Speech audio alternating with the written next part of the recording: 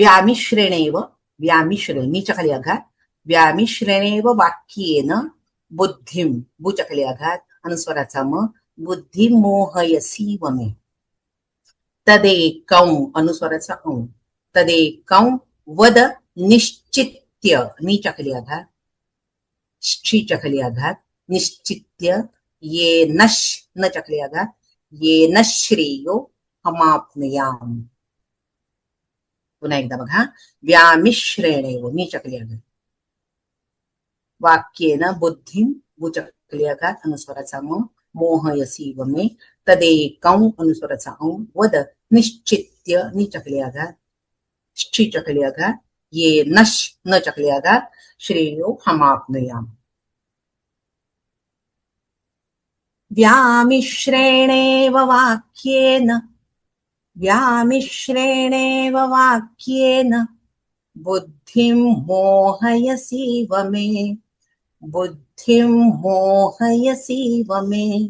व्यामिश्रेणेव वाक्येन बुद्धिं मोहयसीव मे. तदेकं वद निश्चित्य, तदेकं वद निश्चित्य, येन श्रेयो हमाप्नुयाम, येन श्रेयो हमाप्नुयाम. तदेकं वद निश्चित्य, येन श्रेयो हमाप्नुयाम. व्यामिश्रेणेव वाक्येन बुद्धिं मोहयसीव मे. तदेकं वद निश्चित्य, येन श्रेयो हमाप्नुयाम. गीताई बघा.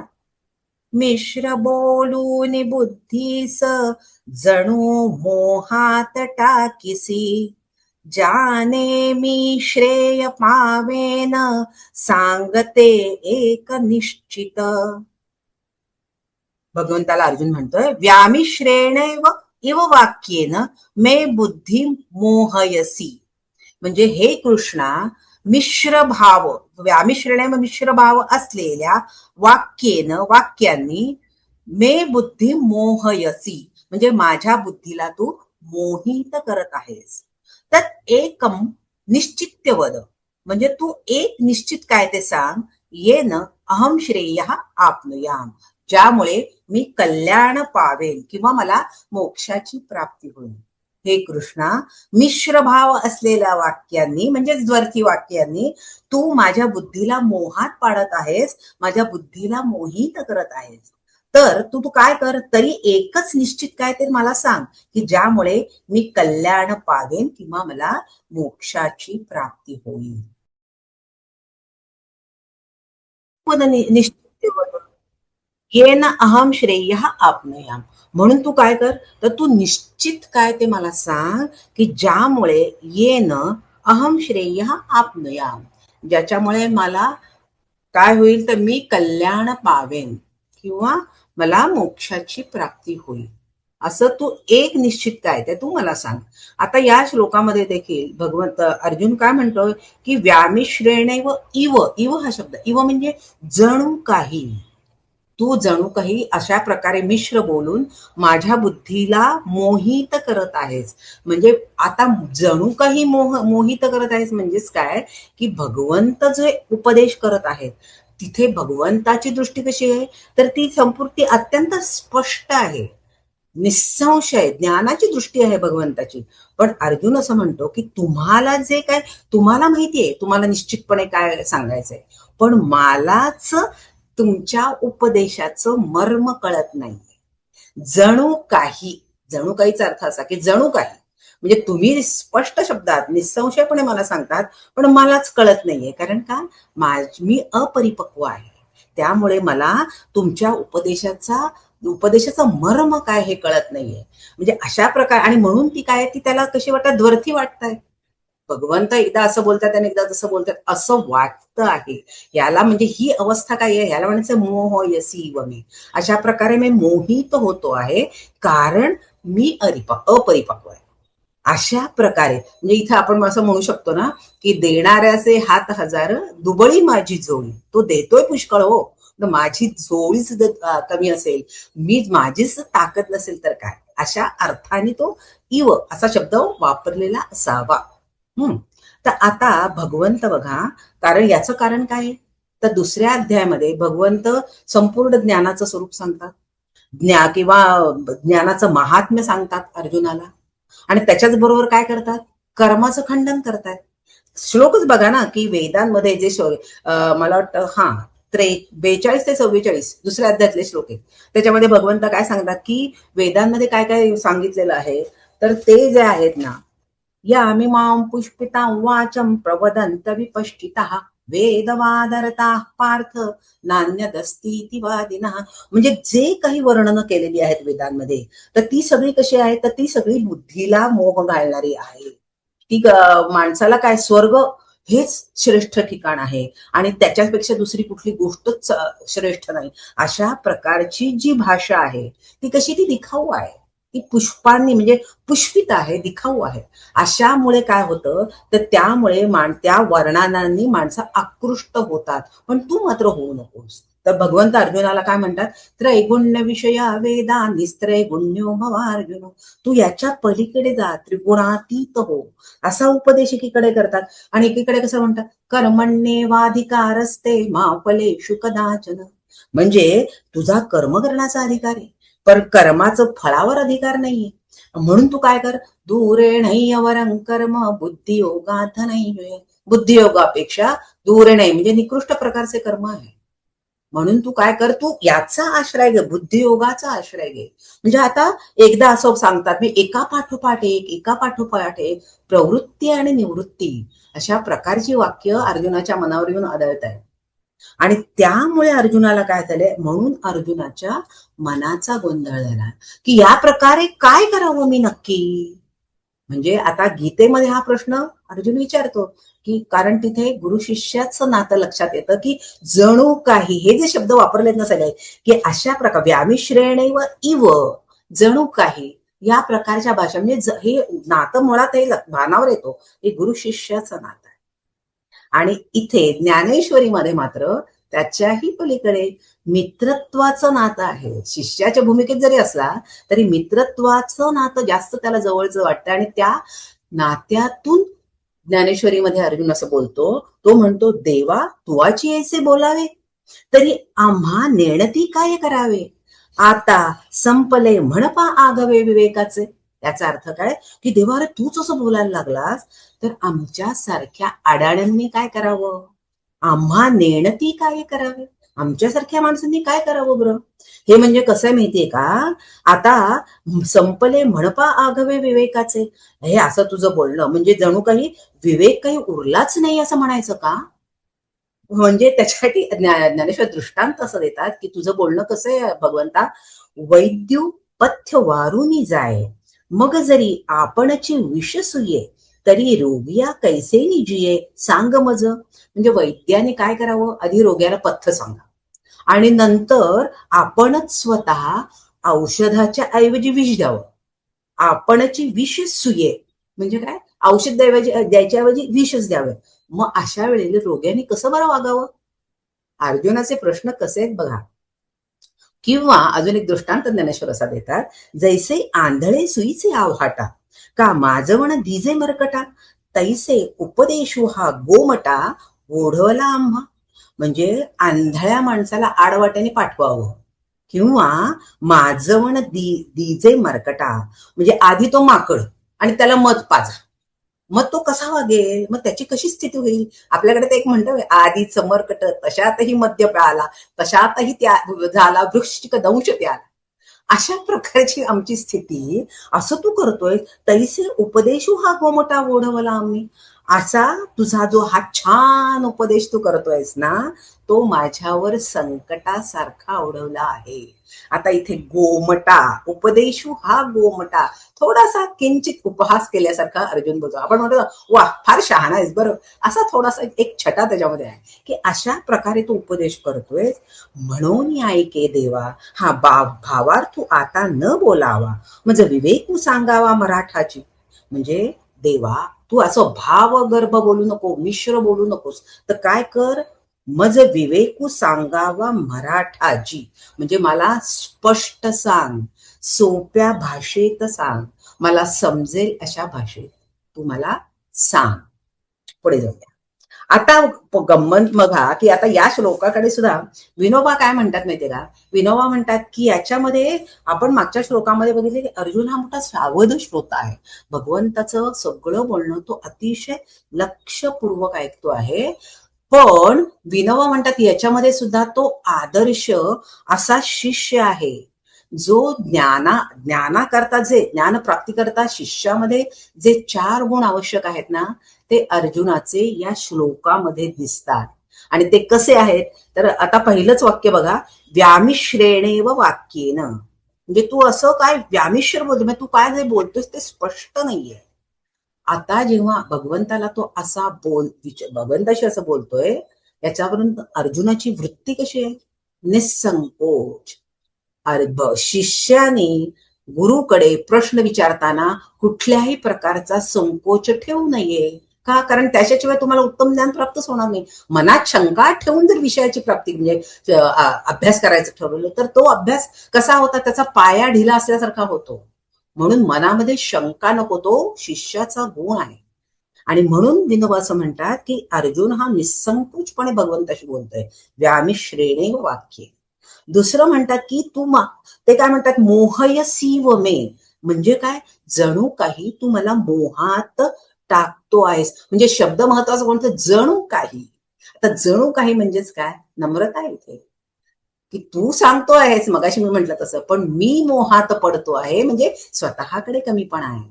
म्हणजे ही शिष्याची नम्र वृत्ती आहे. आणि नंतर म्हणतात की मला तू निश्चित तदेकं वद निश्चित्य येन श्रेयो हमाप्नुया. म्हणजे जे श्रेय, मला श्रेयस्कर काय आहे, माझं कल्याण कशात आहे ते तू मला सांग. म्हणजेच त्याच्यामध्ये तत्व जिज्ञासा जागृत आहे, तो जिज्ञासू आहे, त्याच्यामध्ये तत्वापर्यंत जाण्याची तळमळ आहे, हे त्याच्या उद्गारातून दिसतं, सविनोबा म्हणतात. आणि चौथं काय आहे, तदेकं वद निश्चित्य. निश्चित काय ते सांग. आणि म्हणजे का? कारण मला तसं तद एकम, तू जर निश्चितपणे सांगितलंस तर मी तेच तसाच वागणार आहे. याचाच अर्थ भगवंत सांगतील त्याप्रमाणे वागण्याचा निश्चय अर्जुनाने केलाय. म्हणजे अशा प्रकारे ज्ञान प्राप्ती करता शिष्यामध्ये जे गुण लागतात ते सगळे गुण अर्जुनाच्या या उद्गारातून जाणवतात की असा तो अर्जुन उत्तम शिष्य आहे. पुढे जाऊ. श्री भगवान वाच, लोकेस्मिन द्विविधा निष्ठा. लोकेस्मिन स्मीच्या खाली आघात, द्विविधा निष्ठा मीच्या खाली आघात, पुरा प्रोक्ता मया नघ. ज्ञान योगेन सांख्यानां, अनुस्वाराचा न. ज्ञान योगेन सांख्यानां कर्मयोगेन क च्या खाली आघात, कर्मयोगेन योगिनां. पुन्हा एकदा बघा, लोकेस्मिन स्मीच्या खाली आघात, द्विविधा निष्ठा नीच्या खाली आघात, ज्ञानयोगेन सांख्यानां, अनुस्वाराचा न. कर्मयोगेन क च्या खाली आघात, कर्मयोगेन योगिनां. श्री भगवानुवाच, लोकेस्मिन् द्विविधा निष्ठा. लोकेस्मिन् द्विविधा निष्ठा, पुरा प्रोक्ता मया नघ. पुरा प्रोक्ता मया नघ. लोकेस्मिन् द्विविधा निष्ठा, पुरा प्रोक्ता मया नघ. ज्ञानयोगेन सांख्यानां, ज्ञानयोगेन सांख्यानां कर्मयोगेन योगिनां. कर्मयोगेन योगिनां. ज्ञानयोगेन सांख्यानां कर्मयोगेन योगिनां. लोकेस्मिन् द्विविधा निष्ठा, पुरा प्रोक्ता मया नघ. ज्ञानयोगेन सांख्यानां कर्मयोगेन योगिनां. गीताई बघा, भगवान म्हणाले, दुहेरी या जगी निष्ठा, पूर्वी मी बोलिलो असे, ज्ञानाने सांख्य जी पावे, योगी कर्म करूनिया. अर्थ, भगवंत म्हणाले, भगवान वाच, अनघ हे निष्पाप अर्जुना, अस्मिन् लोके ज्ञानयोगेन सांख्यानां च कर्मयोगेन योगिनां इति द्विविधा निष्ठा मया पुरा प्रोक्ता. म्हणजे हे अर्जुना, अस्मिन् लोके या मनुष्य लोकामध्ये सांख्यांची ज्ञाननिष्ठा, ज्ञानयोगेन सांख्यानाम म्हणजे सांख्यांची ज्ञाननिष्ठा, च कर्मयोगेन योगिनाम आणि कर्मयोग्यांची कर्मनिष्ठा, इति द्विविधा निष्ठा अशी दोन प्रकारची निष्ठा मया पुरा प्रोक्ता माझ्याकडून सांगितली गेलेली आहे. आता इथे अर्जुनाला भगवंत असं म्हणतात. काय विषय संबोधन वापरलेलं आहे अर्जुनाला, तर अनघ, निष्पाप अर्जुना. अघ म्हणजे पाप आणि अनघ म्हणजे निष्पाप.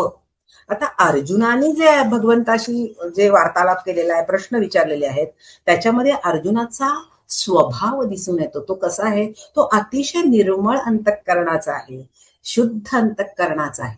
त्यांनी प्रश्न विचारलेले आहेत ते सगळे कसे जिज्ञासेपोटी आहेत, उत्सुकतेने विचारलेले आहेत. याच्यामागे कुठल्याही प्रकारचा उपहास, द्वेषबुद्धी, तिरकेपणा असा अजिबात नाही. तो जिज्ञासू आहे आणि अत्यंत प्रामाणिकपणे तो प्रश्न विचारतोय आणि हे सगळं भगवंताला जाणवतंय. म्हणून भगवंत त्याचा अतिशय कौतुकाने विचारत म्हणतायत, अनघ तू निष्पाप वृत्तीने प्रश्न विचारतोयस, म्हणून हा अत्यंत कौतुकाने काढलेला शब्द, वापरलेला शब्द आहे अनघ. मया पुरा प्रोक्ता म्हणजे भगवंत असं म्हणतात की माझ्याकडून सांगितलं गेलं. वाक्याची रचना कशी आहे बघा, की मी सांगितलं असं नाही भगवंत म्हणत. भगवंत असं म्हणतात की हे माझ्याकडून सांगितलं गेलं. म्हणजे याच्यामध्ये काय आहे तर सहजता आहे की या दोन प्रकारची निष्ठा माझ्याकडून पूर्वी सांगितली गेलेली आहे. इतक्या सहजपणे भगवंत सांगत आहेत. आणि पुरा, पुरा म्हणजे पूर्वी. मग पूर्वी म्हणजे किती पूर्वी?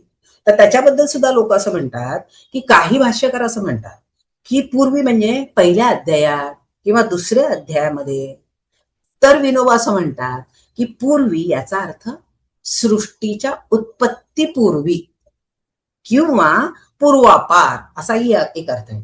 की वेद काळामध्ये सुद्धा या दोन निष्ठा म्हणजे वेदांचा जो कर्मकांडाचा भाग आहे, कर्मप्रधान भाग आहे, त्यातही सांगितलं आहे. आणि पुढचा वेदांत म्हणजे उपनिषदांचा जो भाग आहे त्याच्यामध्ये सुद्धा भगवंतांनी या प्रकारे याचा उल्लेख केलाय की या दोन निष्ठांबद्दल भगवंत सांगत आहेत. असा पुरा शब्दाचा अर्थ लावलेला आहे की अशा प्रकारे दोन निष्ठा. आता निष्ठा म्हणजे तरी काय? निष्ठा याच्यामध्ये एक शब्द नि म्हणजे काय, तर नि म्हणजे निश्चयात्मक आणि स्था म्हणजे स्थिती. म्हणजे जीवनाच्या प्रगतीसाठी, उन्नतीसाठी जी श्रद्धापूर्वक, निश्चयपूर्वक स्वीकारलेली जीवन पद्धती. कशा प्रकारे आयुष्य जगायचं हे ज्यांनी निश्चयपूर्वक ठरवलेलं आहे, श्रद्धापूर्वक ठरवलेलं आहे, त्याला म्हणायचं आहे निष्ठा. अशी ही निष्ठा आहे की या मी डळमळीत इच्छा नाहीये ती, तर ती न डळमळणारी अवस्था आहे.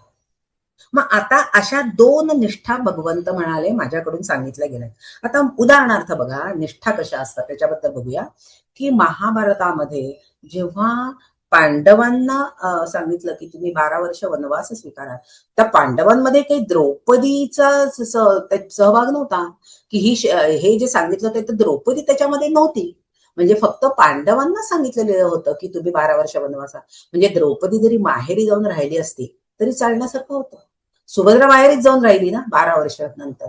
पण द्रौपदीने काय, द्रौपदीची जी आहे निष्ठा म्हणजे तिने जी स्वीकारलेली जीवन पद्धती आहे, काय ती पतिव्रतेची निष्ठा असं म्हणतो. की पती ज्या मार्गाने जाणार आहे त्याच मार्गाने मी जाणार, अशा प्रकारची जीवन पद्धती मी सुद्धा अंगीकारणार असं जे ती म्हणते. आणि म्हणून तिने पांडवांच्या बरोबर सगळ्या प्रकारचे हाल सोसले किंवा त्या अज्ञातवासात ती त्यांच्यावर राहिली. मग हे काय आहे, तर ही तिची जीवननिष्ठा आहे. या पद्धतीने तिने ते स्वीकारलेलं आहे, जाणीवपूर्वक श्रद्धेने स्वीकारलेली जीवन पद्धती. म्हणून आपल्याकडे बघा, जे आपण म्हणतो अहिल्या द्रौपदी सीता तारा मंदोदरी तथा पंचकन्या स्मरे नित्यम महादोषकनाशनम. मग या 5 जणींचं नाव का घेतलंय त्याच्यामध्ये, कारण त्या सगळ्या पतिव्रत आहेत. म्हणजे काय, त्याच मार्गाने त्यांनी हे त्या उगाच गेलेले नाही, त्यांनी जाणीवपूर्वक आणि श्रद्धापूर्वक ही जीवन पद्धती स्वीकारलेली आहे. म्हणजे त्यांची जीवननिष्ठा ती आहे. मग तशी सावरकरांची काय आहे, लोकमान्य टिळकांची काय आहे, गांधींची काय आहे, ती राष्ट्रनिष्ठा आहे, राष्ट्रभक्ती आहे. त्याच मार्गाने जायचं त्यांनी स्वीकारलेलं आहे. तर भरत लक्ष्मणाची काय आहे, तर ती बंधुनिष्ठा आहे. आणि हनुमंताची काय आहे, तर ती दास्यनिष्ठा आहे. जीवन कसं जगायचं याबद्दलचा हा मार्ग, याच मार्गाने जीवन जगायचं. मग इथे भगवंत असं म्हणतात की मी 2 प्रकारच्या निष्ठा सांगितल्या, म्हणजे 2 मार्ग सांगितले. ती कोणते, की कर्ममार्ग आणि ज्ञानमार्ग. हे दोन्हीही मी सांगितले आहेत पूर्वीच सांगितले. म्हणजे या दोन्ही मार्गांमध्ये काय आहे, अंतिम ध्येय एकच आहे, भगवंताची प्राप्ती. म्हणजे याच्यामध्ये साधन वेगळी आहे, मार्ग वेगळे असले तरी त्यांचं साध्य एकच आहे, भगवत प्राप्ती. मग आता ज्ञान मार्गामध्ये काय सांगितलं, कुणी ज्ञान मार्गाने जावं आणि कुणी कर्म मार्गाने जावं. तर ज्यांच्या मनामध्ये कोणत्याही प्रकारचे ऐहिक किंवा पारलौकिक सुखाची आसक्ती नाहीये, कामना नाहीये, त्यांना फक्त मोक्षाची तळमळ आहे, त्यांच्यासाठी कोणता मार्ग आहे, तर तो ज्ञान मार्ग. आणि ज्यांच्या मनामध्ये कर्म करण्याची तयारी आहे, भरपूर कष्टाची तयारी आहे, पण मनामध्ये कामना आहे, मला हे प्राप्त व्हावं, मला ऐहिक सुख मिळावी, नंतर पारलौकिक म्हणजे स्वर्ग सुख नंतर मिळावं, मृत्यूनंतर स्वर्ग सुखाची कामना आहे, अशा प्रकारे विषयांच्या प्राप्तीची ज्यांच्या मनामध्ये इच्छा आहे, त्यांच्यासाठी काय आहे, त्यांच्यासाठी कर्ममार्ग, म्हणजे सकाम लोकांसाठी कर्ममार्ग. मग ज्ञान मार्गामध्ये काय आहे, तर ज्ञान मार्गामध्ये ज्ञान आहे पण निष्क्रियता आहे, आणि कर्म मार्गामध्ये कर्मशीलता आहे पण त्याच्याबरोबर भोगाची आसक्ती आहे. मग भगवंताने म्हणजे रूढार्थाने किंवा परंपरेने ज्ञानमार्ग म्हणजे संन्यास मार्ग समजला जायचा, की ज्ञानमार्ग म्हणजे संन्यास ज्याला धारण करायचा त्यांनी या मार्गाने जावं, आणि ज्यांना संसार करायचा आहे त्यांनी या कर्ममार्गाने जावं. मग त्यांनी काय करावं, यज्ञ करावेत, यज्ञ होम करावेत, अशा प्रकारे वेगवेगळ्या प्रकारच्या भोगाची प्राप्ती त्यातून प्राप्त होतील त्यांना, वेगवेगळ्या प्रकारचे भोग, त्यांनी या कर्ममार्गाने जावं. म्हणून ज्ञान मार्ग आणि कर्म मार्ग हे दोन्ही भिन्न मानले जात होते. आता भगवंतानी काय केलं, तर भगवंतानी दोन्ही मार्गांचा मेळ घातला. संन्यास मार्गातलं काय घेतलं, ज्ञान घेतलं आणि निष्क्रियता टाकली, आणि कर्म मार्गातली कर्मशीलता घेतली आणि त्याच्यातली भोगासक्ती टाकली. आणि अशा प्रकारे भगवंतांनी काय केलं, तर त्या पुनरुज्जीवन केलं. भगवंतांनी या मार्गाचं पुनरुज्जीवन केलं, दोघांमधलं चांगलं ते एकत्र केलं. आता हेच 2 मार्ग भगवंत म्हणतात मी पूर्वीपासून सांगितलेले आहे. आता ज्ञानेश्वर असं म्हणतात की एकू ज्ञानयोग म्हणिजे, जो सांखी अनुष्ठीजे, जेथ बोळखी सवे पाविजे तद्रुपता.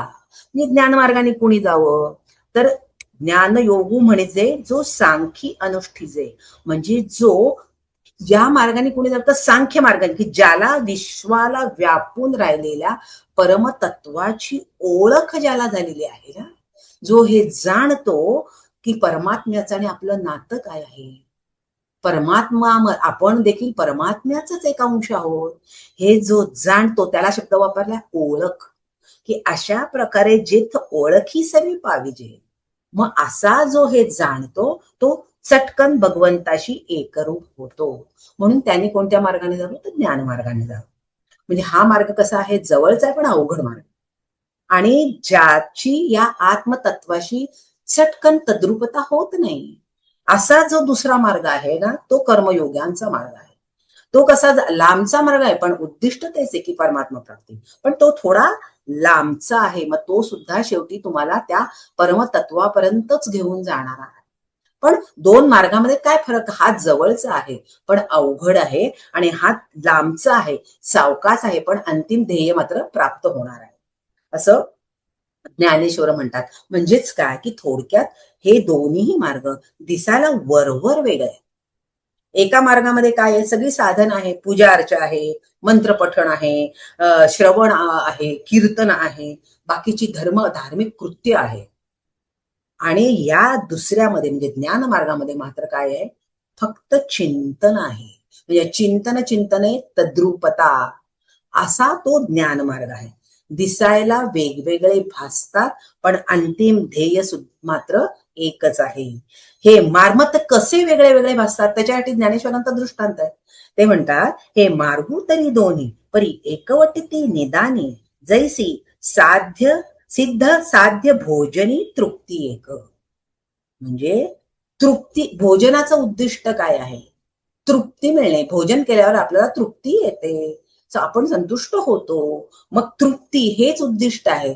फक्त दोन कसे आहेत? मार्ग दोन परी एकवटती निदानी जैसी सिद्ध साध्य भोजनी. म्हणजे एका ठिकाणी डाळ आणि तांदूळ सगळी स्वयंपाकाची तयारी केली आणि दुसरीकडे शिजलेला वरण भात आहे. सिद्ध आणि साध्य. सिद्धता म्हणजे काय? स्वयंपाकाची सिद्धता. आता फक्त कुकर लावायची खोटी, म्हणजे सगळं काही तयार आहे आणि दुसरीकडे वरण भात तयार आहे. उद्देश काय आहे? की पोट भरणे, तृप्ती मिळवणे. भोजनाचा उद्देश दोन्हीनी होणार आहे की सफल? दोन्हीनी सफल होणार आहे.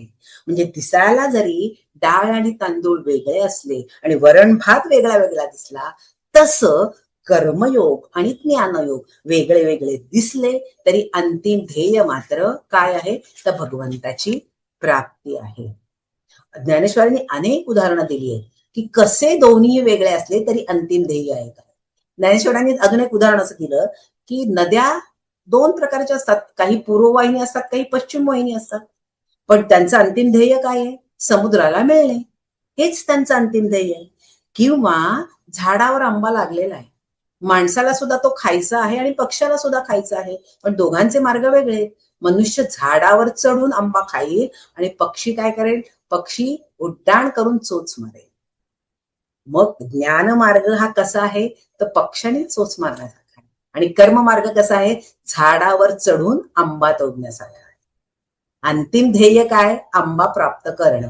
तसंच इथं अंतिम ध्येय काय? भगवंताची प्राप्ती. फक्त हे दोन्ही मार्ग वेगळे वेगळे आहेत.